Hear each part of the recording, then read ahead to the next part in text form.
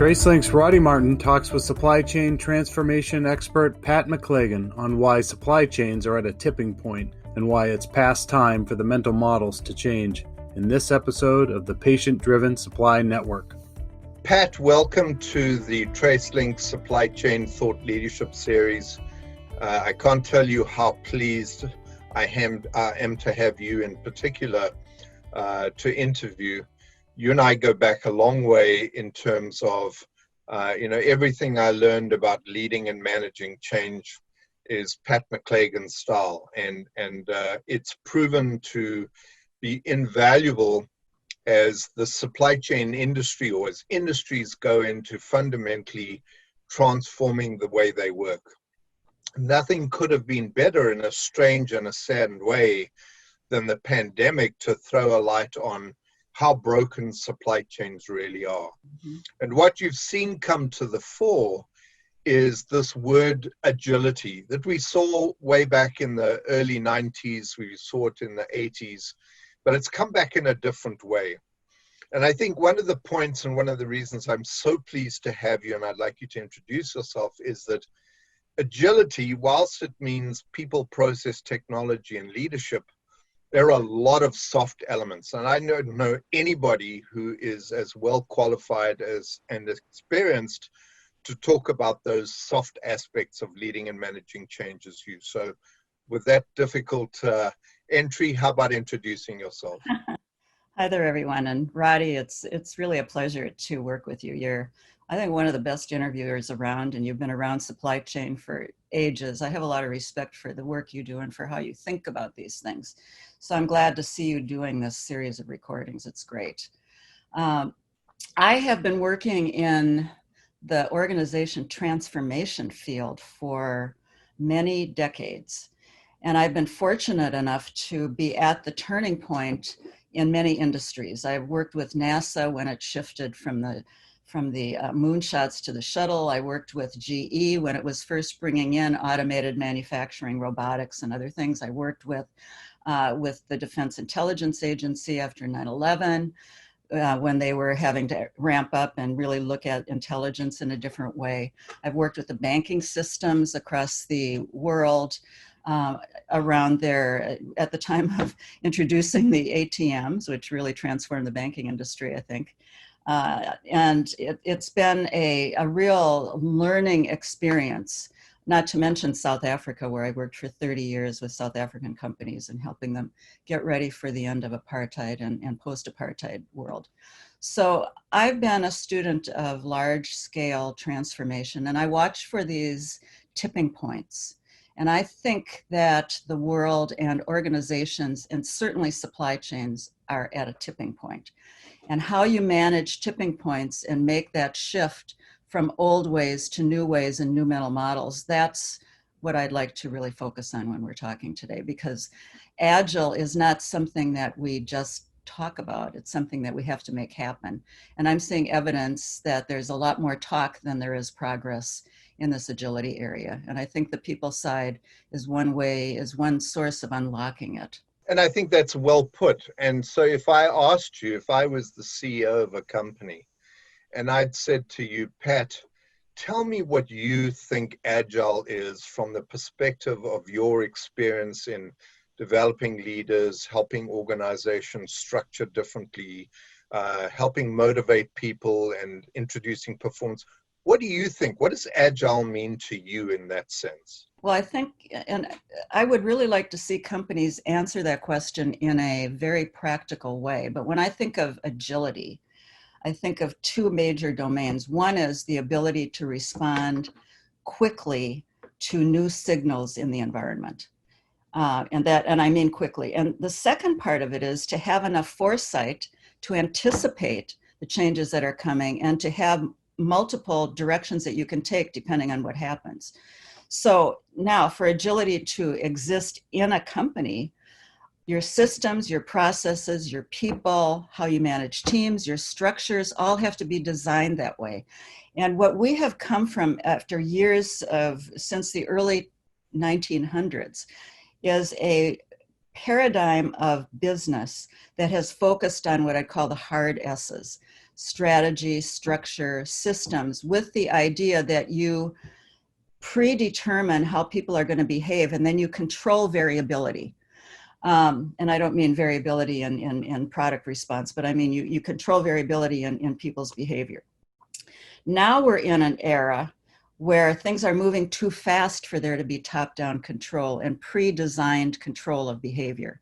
So one source of raising our capacity to be agile is to unleash the capacity in people to be able to respond in the appropriate ways in the moment, wherever they are. Now, think about this for a minute. People that are actually working everywhere in the organization, and mostly, who are dealing with customers, who are working on the lines, who are running the equipment, who are driving the trucks, who are dealing with suppliers, dealing with customers, those people every minute of every day are in little mini decision points. And the question that I like to ask is, what are they deciding in those decision points when there are trade-offs to make, when there are problems that are happening, when there are things that are going not as they planned? What are they doing? Because though in those exception situations, if they're handling them well, that is a secret and the heart to being able to respond with agility. Your people now, as we move into the future, are going to be our source of dealing with exceptions and of foresight. But we have not in the past developed people to be able to play those roles very well. We've developed them to play a role that we tell them to play, but we haven't developed them to be able to play roles outside of that role. It's like a seeing eye dog. We train seeing eye dogs. They train seeing eye dogs to follow the orders first, and then they train them how to recognize exceptions. And we have rarely focused on the management of exceptions. And that's where I think in the future, the people's contribution to agility is going to be. So that's a very useful setup, because I think 2 points you make, and I don't want to blame, take it out on IT, but I think, when we automated people's behaviors or tried to automate people's behaviors, we thought, well, we're going to stick it in a big, German or American ERP system, and we're going to force them to work in a certain way. Well, that's not agility, because you can't codify every single possible scenario in a system in a way that gives a person enough data, enough insight to make a smart trade-off decision. So I think, in a sense, codified IT hurt us badly, because yes, we may have integrated, yes, we may have taken the perfect world and made it efficient through systems, but we disempowered people in that process. And I think it's caused confusion. And I think that's part of the problem that you're identifying is leaders now resort to, well, what does the system tell us to do, rather than intuitively, based on our experience, how quickly can we respond and what's the right response? Right. I think, and I don't want to get too conceptual here, but I think it's time to really look at the mental models. How do we conceptualize the enterprise? Up until now, we've conceptualized it as something we can tweak and manipulate. If only we had perfect information. And by the way, technology is going to deliver perfect information, right? If only we had that, we could manipulate. We treat everything in the organization as an object, including people. But step back, and people are living, breathing capabilities within a living, breathing system. You're dealing with a living system. So we need to start with a reconceptualization of what the organization is. Think about what happens when you ask people to draw the enterprise. They usually draw an organization chart. And that is a really good example of how they're thinking. They see the boxes and they see the hierarchy, and that's how they think about the organization, their predominant mental model. But what if you think about it as a network? What if you think about it as an ecosystem where people have major roles to play and they're all interacting to respond to the larger forces outside of them and to keep an internal sort of cohesion so that they can meet the needs of that system? So you need a different kind of mental model. And one simple thing I think organization leaders can do is they can start to draw the enterprise in the way they would like people to think about it. You and I have worked a lot with individuals from Procter & Gamble. And one of the things that Procter & Gamble from the CEO level were incredibly successful at doing is driving the business from the shopper and the shelf back into the supply system. And we're approaching that exact same mental model with healthcare. We're saying healthcare doesn't start making millions of tablets and having 300 days worth of inventory spread all over the show so that every patient can get a tablet. You're starting with an individual patient's needs. And that's a very new mental model for the organization. And I've taken leaders through a discussion that says something like, well, yes, let's not think about this supply centrically. Let's think about this patient centrically. And I got the response, yeah, I agree with you, but that's a really big jump to get our organizations to start thinking through. I mean, you lived this in South Africa, right? So what advice would you give a leader when you tell them, look, we got to, even though we're not going to be patient-centric tomorrow, you've got to start thinking about the business, because the way people behave, the information they need, the trade-offs they make have got to be with the patient in mind or the shopper in mind in the consumer goods industry. Well, I would say that that is a new vision of how the organization needs to work and a new set of values. We've talked often about maturity and organization maturity and how organizations are moving to try to be able to deal with the high maturity pressures that today's society and today's economies are requiring of us. And I think there is one jump in maturity that is the most difficult jump, and that is when the organization can no longer meet the needs of their customers and their environment with the traditional top-down way of operating, top-down siloed way of operating. They have to, and what the supply chain and value networks require is that people shift their view horizontal. And that is a very difficult thing to do psychologically, because there are relationship issues at stake, like top boss-subordinate relationships, which are dependency relationships, my allegiance to the silo, my unwillingness to speak up in the face of power, my allegiance, as I said, to the vertical organization, when now you're telling me I've got to have my sights set on the horizontal. When I'm in that moment of truth every day, and there's a pressure between what my silo wants and what the customer wants, what do?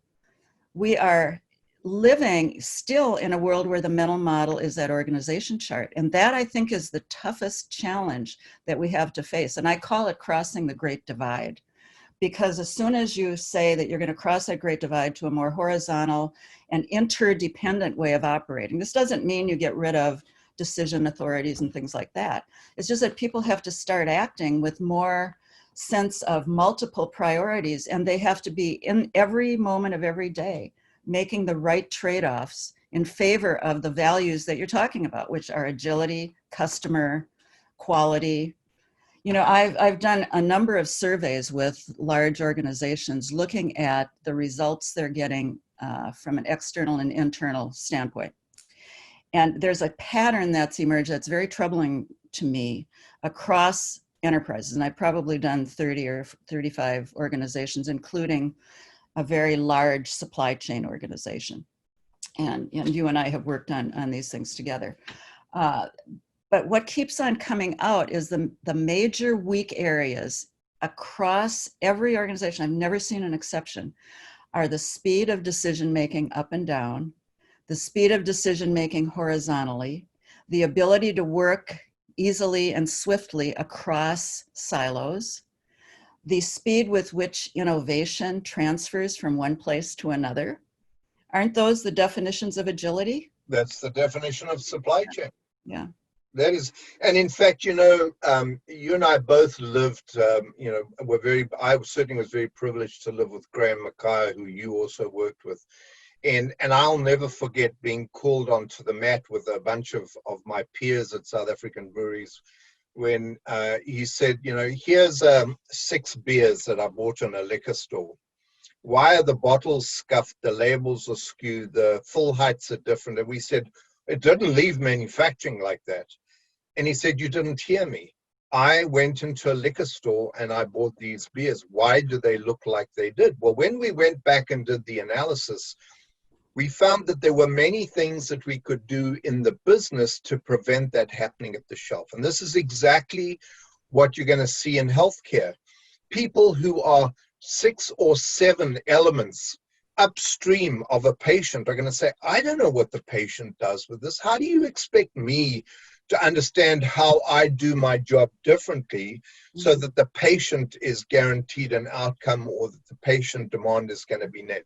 And I think this is, in my opinion, this is going to be one of the biggest challenges for leaders, is to how to paint that picture that no matter how far you are upstream in the supply process, when we say patient-centric, you have to make it your duty, your interest, your challenge to understand what is it that the patient is expecting from me in my role. That may mean I got to break a few rules or break a few rules in my individual goals and responsibilities. But if I stand up and say, I did this because it was in the interest of the patient, you should be able to get away with it. We don't think like that in organizations. Well, I think you're onto a very important point, and that is we have to start trusting our people to be able to do the right thing. But they're not going to do the right thing if they don't understand the big picture and what you're all trying to do. Communication is going to become one of the most important things for leaders. And I don't mean conducting town halls, doing one-way messaging. It's got to be a dialogue, because you want inside of everybody's head, in the case of healthcare, who is that patient? What is that patient like? What happens when we're really meeting the needs of patients? It should live in their bones and in their psychology.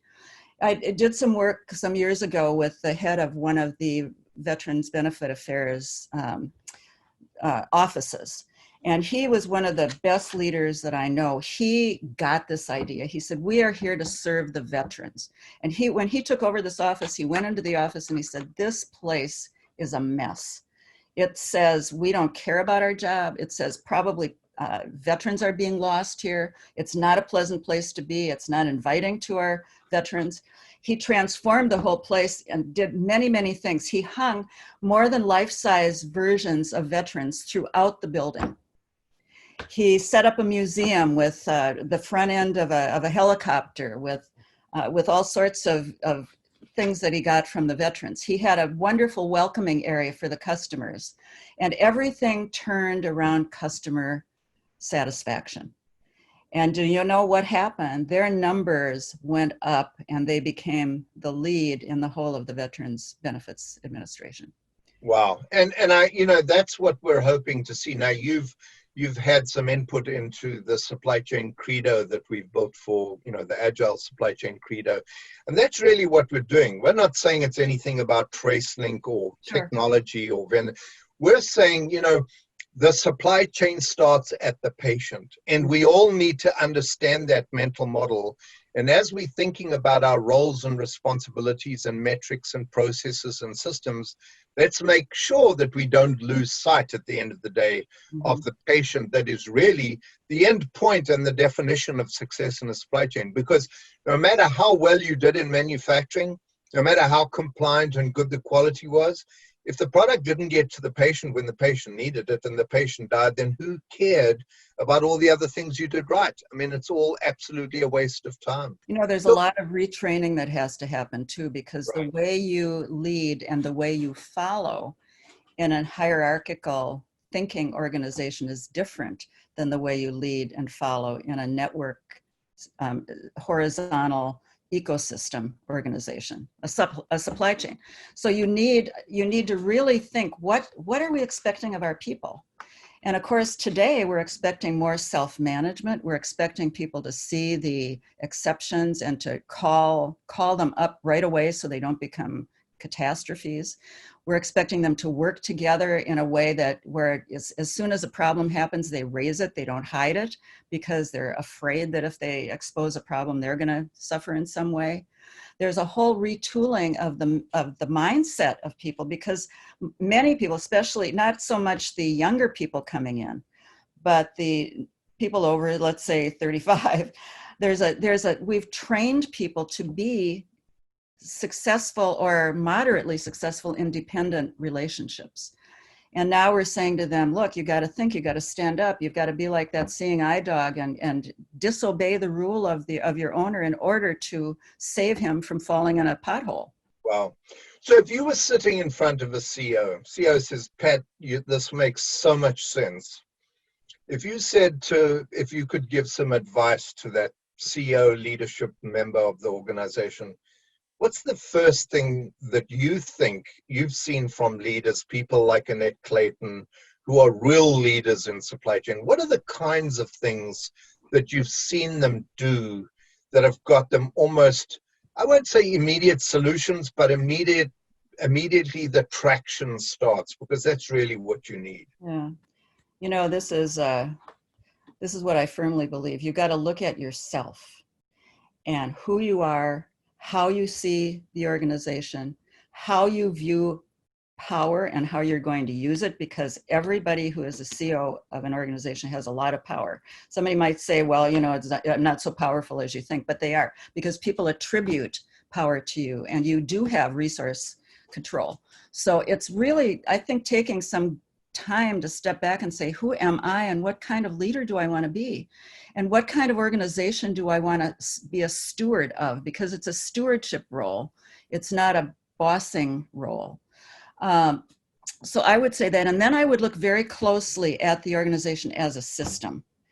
And I would say, you know, how are we doing on the people side, the system side? What role, how do we envision technology and what it's going to enable us to do? What is digitization really going to mean in terms of how it's going to potentially transform our business? And then how do we organize all of these pieces of the organization design so that they're working together and not against each other? You know, I think there's we have to retrain people so that every time technology evolves, we should ask ourselves, what does this mean for people? How can we optimize people? How can we optimize their imagination, their exception viewing, their checking us on our values, their foresight capability? I don't see many companies building those capabilities. They're good at training and job tasks, but terrible at training in the cognitive skills, in the emotional skills, in the willingness to step out there and speak up. That's what we have to be doing, or we're going to not be using some of the most important capabilities we have, and that's our people. Think of an organization with 10,000, 20,000, 50,000, 100,000 people, the untapped energy that's there, how wild it can go if it's not aligned, and how amazing it could be if it was. Right. You know, that is so true. And I mean, you really drive a point home. I think that when you take the opportunity away from people to think, you've codified their practices and their behaviors to such an extent that they become machines. It's extremely demotivating, right? Especially when you have to efficiently do the wrong things, right? Because the system helps you efficiently do the wrong things. And so I think there is still a mentality, unfortunately, in senior leaders that says, well, you know, I gave you $1 billion to go and buy your IT system. Now go and get it done and call me when you're finished, and we'll figure out how we're going to use it in the business. That has to fundamentally change. And I think in the new generation of software, certainly the software that we're creating at TraceLink, where you have like an Amazon platform where people are connected, they're sharing information, there's visibility, you can start thinking about systems in a different way, and you can start providing that visibility and that interconnectivity and the contextual information that people need to know in order to do their jobs better. Yeah, and if you look at what's happening in digitization, what's happening in technology is amazing. It's not going to stop. But what if you, instead of just focusing on that and optimizing that, which is a whole lot easier than thinking about the softer side, look at the whole system and ask yourself, how do we optimize all the parts of this system? What does this mean for people? It doesn't mean that they'll either be getting dumber or smarter. There's no middle ground. Right. Do you want to dumbify? I don't even know if that's a word, but you know, do you want to dumbify your people, or do you want to say, hey, we've got the most amazing computer in the world is still in people's bodies. And right. How do we, and there's so much more that we can get from it, but it's just a fear. It's something that people are afraid to deal with because there's so many, it feels like we can't control it very well. This has been really fantastic, and I think I'm going to draw the attention of the audience here to a point you make, and that is, and we heard Maeve say that in one of the presentations. You and I have both worked with Maeve, where she says, the patient is me. And I think at the end of the day, when the CEO or the C-level leader of an organization starts by looking at themselves and realize that they, in a sense, epitomize the patient. Mm-hmm. And you have to build a business around how you're going to satisfy that patient's needs. And you can then communicate, as you say, and galvanize the organization to use their noggins, their innovation, their intelligence, their insight to drive the business. That's a very exciting way of looking at the future. Yes, what would you say to that comment? Well, it reminds me of some conversations I've had with executives, very high-level executives, CEOs and COOs, and chief executives about their legacy.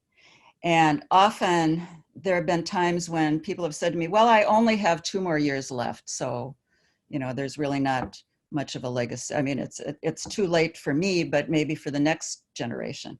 And I say, wait a minute, you are right now at the peak of your power, the peak of your control or influence on resources. Now is the time in these next 2 years to really go for it. What do you want to leave behind? And now is the time, because there's so much change happening. We have to help everyone, leaders and people at work, to transform themselves to be able to cope with what's ahead. So we have a transformation agenda, and we still have to run the business. Pat, this has been incredibly useful, and thank you very much. I mean, I think, and what I'd hoped is that you would bring a perspective to agility that says you can have all the systems, all the technologies, all the codified best practices and benchmarks you want. But if the people and the system are not ready to internalize those capabilities and use them effectively in their day-to-day jobs and get them motivated, and new mental models of why they're there to serve patients and customers. You really brought that home, and I really appreciate that. So thank you very, very much, especially on my behalf. We've come a long way together, and I think your message will certainly resonate with supply chain leaders. So Pat, thank you very, very much. Well, thanks, Roddy, for the opportunity, and all the best to TraceLink and everybody who listens to this podcast.